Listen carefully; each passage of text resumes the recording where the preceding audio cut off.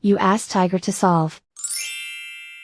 This deals with linear equations with one unknown. The final result is n equals -5. Let's solve it step by step. Simplify the expression. Expand the parentheses. Multiply the coefficients. Simplify the arithmetic.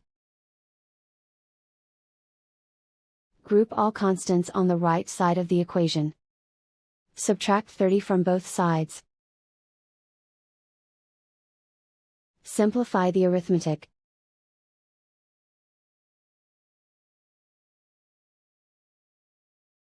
Isolate the y.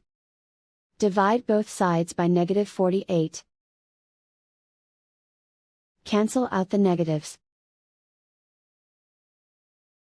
Simplify the fraction. Move the negative sign from the denominator to the numerator. Find the greatest common factor of the numerator and denominator. Factor out and cancel the greatest common factor. And so the final result is n equals -5.